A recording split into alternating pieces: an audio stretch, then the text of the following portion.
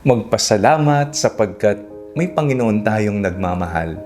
Ako po si Father Fiel Pareha at ito po ang ating segment, ang Daily Devotion, na kung saan tayo po ay magdaharasal, magbabasa at magninilay kasama ng salita ng Diyos sa buong taon. Manalangin tayo. Sa ngalan ng Ama, ng Anak at ng Espiritu Santo. Amen.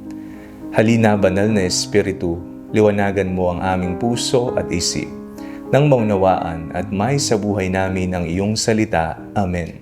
Our Bible passage for today is from the book of Psalms chapter 136, verses 3 to 15, and I read it for you.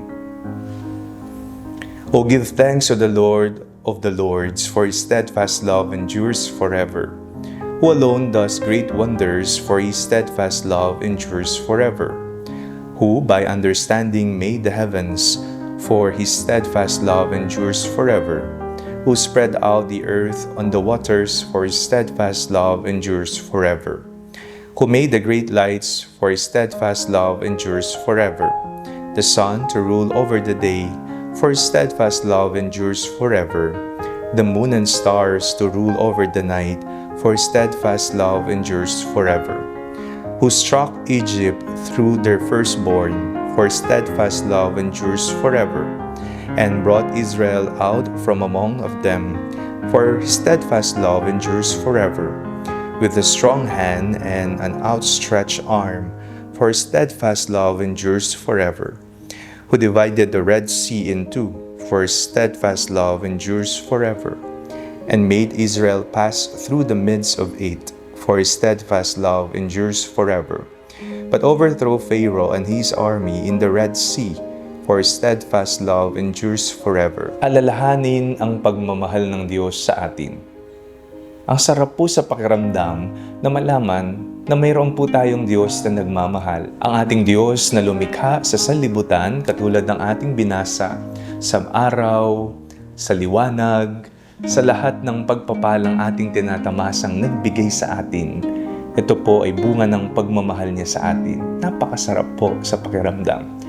At napakinggan din po natin kung papaano ang ating mga ninuno, ang mga Israelita, ang unang bayang pinili ng Diyos, ay kanyang niligtas mula sa pagkakaalipin at pagmamalabis sa Ehipto. Ganun din tayo, iniligtas tayo ng kaisa-isang anak ng Diyos, ang ating Panginoong Hesus sa ating kasalanan, at bunga na rin ng kanyang dakilang pagmamahal sa ating lahat. Ano pang hinahanap natin? Ano pa ang hihingin natin sa Diyos? Sarili niya, inialay niya, pagmamahal niya, patuloy na ibinubuhos sa atin. Kaya po ang ating maging ugali, magpasalamat. Ang isang Kristiyano ay isang alagad ng pasasalamat, a disciple of gratitude. Punong-puno dapat ang ating puso ng pasasalamat. Hindi tayo makakalimutin. At kung dumating ang panahon na tayo maging makakalimutin, maalala sana natin ang kasaysayan ng pagliligtas ng Diyos sa ating lahat. Ikaw ay pinagpala, ikaw ay minamahal ng Diyos. May saysay, may kasaysayan ang ating buhay. May halaga, sapagkat mahalaga ang nagbuwis ng buhay. Mahalaga ka sa paningin ng Diyos sapagkat nilikha ka ng Panginoon at minamahal ka ng Diyos. Manalangin tayo. Panginoong Hesukristo, maraming salamat po sa pagmamahal na ipinagkaloob niyo po sa amin. Amen.